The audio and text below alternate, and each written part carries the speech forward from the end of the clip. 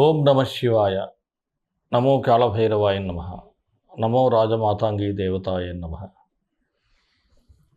విధాతాదేవి ప్రేక్షకులు అందరూ సుఖ సంతోషాలతో ఉండాలని మనసారా ఆ భైరవుని ప్రార్థిస్తూ మీ విశ్వసాయి గురూజీ.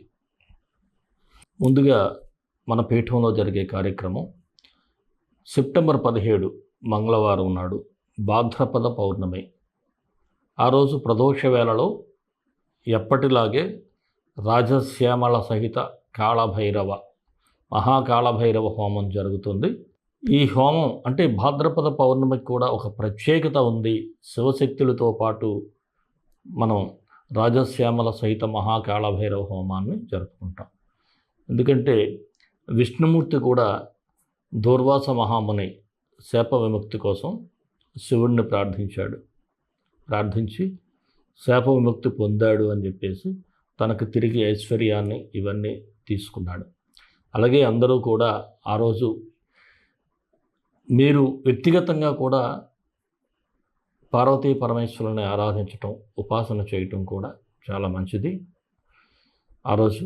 అలాగే మన హోమంలో పాల్గొనటం వలన ఎవరికైనా ముఖ్యంగా రిలేషన్షిప్లో ఇబ్బందులున్నా, లేదంటే ఏదైనా ఫైనాన్షియల్ ప్రాబ్లమ్స్ ఉన్నా, గ్రహ దోషాలున్నా సరే తప్పకుండా అవి రిమూవ్ కాగలుగుతాయి. ఒక మార్గాన్ని మీకు ఆ భగవంతుడు మీకు ఇస్తాడు. తప్పకుండా పరోక్షంగా ఈ కార్యక్రమంలో పాల్గొనండి.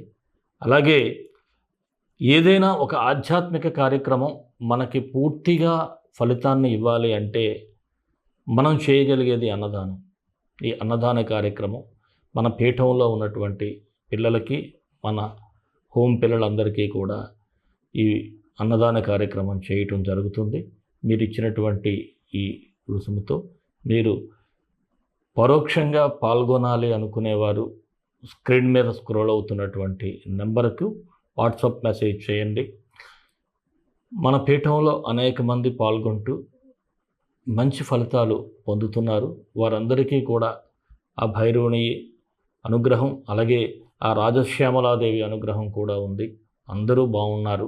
మీరు కూడా బాగుండాలని అందరూ ఈ కార్యక్రమంలో పాల్గొనే ప్రయత్నం చేయండి. అలాగే మరొక ముఖ్య విషయం ఏమిటంటే సెప్టెంబర్ 18వ తేదీన చంద్రగ్రహణం అని చెప్తున్నారు.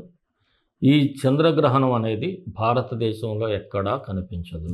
అందువలన ఎటువంటి నియమాలు మనం చేయాల్సినటువంటి అవసరం లేదు. మీరు దాని గురించి ఎవరైనా ఏదైనా చెప్తే ఆందోళన పడద్దు. హ్యాపీగా మనం యథావిధిగా ఎలా ఉంటామో అలాగే ఉండండి.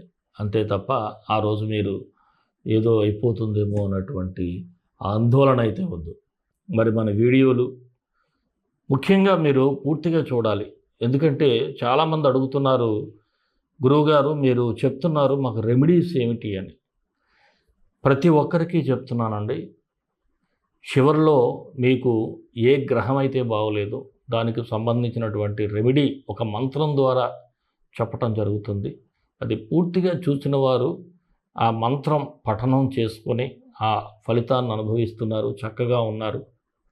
మీరు కూడా చివరి వరకు చూడండి. అంతే తప్ప మధ్యలో ఏదో చూసేసి ఏదో దీనిలాగా మనం వెళ్ళిపోతే కాదు. మనం చూసి ఫలితాలు పొందటానికి ముఖ్యంగా మనశ్శాంతి కూడా మనకు చాలా అవసరం. ప్రశాంతతను కూడా పొందటానికి మంత్రాలు ఎంతో ఉపయోగపడతాయి. తప్పకుండా వీడియో చివరి వరకు చూసి ఆ మంత్రాలను మీరు పఠించి సుఖ సంతోషాలతో ఉండాలని, ఐశ్వర్యాలు పొందాలని మనస్ఫూర్తిగా కోరుకుంటున్నాను. మరి రాశి ఫలాల్లోకి వెళ్ళిపోదాం. కుంభరాశి సెప్టెంబర్ 16 నుంచి 30 వరకు కుంభరాశి వారికి ఎలా ఉంటుందో ఒకసారి పరిశీలన చేద్దాం. అష్టమ స్థానంలో గ్రహ సంచారం వలన కాస్త మిశ్రమ ఫలితాలు అంటే 50-50 ఫలితాలు అయితే కనిపిస్తూ ఉన్నాయి.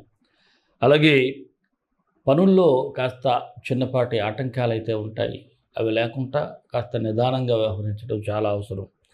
అలాగే ఏదైనా ఒక డెసిషన్ తీసుకునేటప్పుడు అనుభవజ్ఞుల సలహాలు తీసుకోవటం మంచిది. మీ సంతానం వలన కూడా మీకు చాలా అనుకూలంగా ఉంటుంది. సమాజంలో కూడా వారు చేసే మంచి పనుల వలన కూడా మీకు మంచి పేరు అయితే వస్తుంది. కోర్టు కేసులు కూడా సానుకూలంగా ఉంటాయి. అయితే ఇక్కడ ఒక విషయాన్ని గమనించాలి. ఏమిటంటే కొన్ని సందర్భాల్లో ముక్కుసూటిగా వ్యవహరించడం వలన కొంత ఇబ్బంది అయితే మీకు కలుగుతుంది. కాస్త లౌక్యంగా ఉంటే చాలా మంచిది. ఆకస్మిక ప్రయాణాలు కూడా కనిపిస్తూ ఉన్నాయి. ఇతరుల మెప్పు కోసం ఏ పనైనా మొదలుపెట్టారనుకోండి, అది మీకు ఇబ్బందులు పాలు చేస్తుంది. జాగ్రత్తగా ఉండాలి. ఎవరో మెచ్చుకుంటారనో, ఎవరో గొప్పగా శభాష్ అంటారనో మీకు మీరు ఇబ్బందులు పాలు చేసుకోవద్దు. మీరు ఏది చేయగలరో అదే చేయండి. అలాగే బంధువర్గంతో కూడా విభేదాలు కనిపిస్తూ ఉన్నాయి. కాస్త జాగ్రత్తగా ఉండండి. ఇక స్థిరాస్తులు కొనుగోలు చేయాలి అనుకునేవారు మాత్రం కాస్త ఆగితే చాలా మంచిది. గృహ ప్రయత్నాలు ఆలస్యం అయ్యే సూచనలు అయితే కనిపిస్తూ ఉన్నాయి. నూతన వాహనాల కొనుగోలు వాయిదా వేసుకుంటే చాలా మంచిది. రుణ ప్రయత్నాలు అయితే అంతగా కలిసి రావు. ఇక మీ మాట తీరుతో మీ జీవిత భాగస్వామిని కాస్త బాధపెట్టే పరిస్థితి ఉంది. అందువలన మాట మృదువుగా మాట్లాడితే మంచిది. అనవసరంగా ఇటు భార్య అయినా భర్త అయినా సరే కొద్దిగా జాగ్రత్తగా మాట్లాడండి. ఎందుకు తొందరపాటు? మనం నోరు జారటం వలన పక్కవారిని బాధ పెట్టడం తప్ప ఇలాంటి విషయాల్లో కాస్త సున్నితంగా వ్యవహరించండి. అలాగే నిరుద్యోగులకు అవకాశ సూచనలు ఉన్నాయి.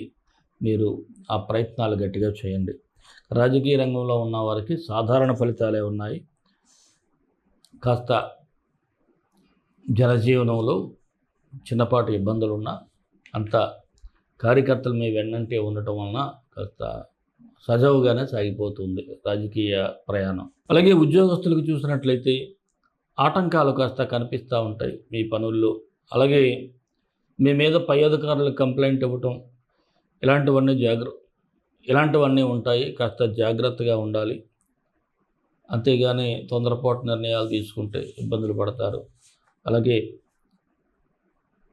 లంచాలకు అలవాటు పడినా లేకపోతే ఇలాంటివన్నీ మిమ్మల్ని కాస్త ఇబ్బందులు పాలు చేస్తాయి.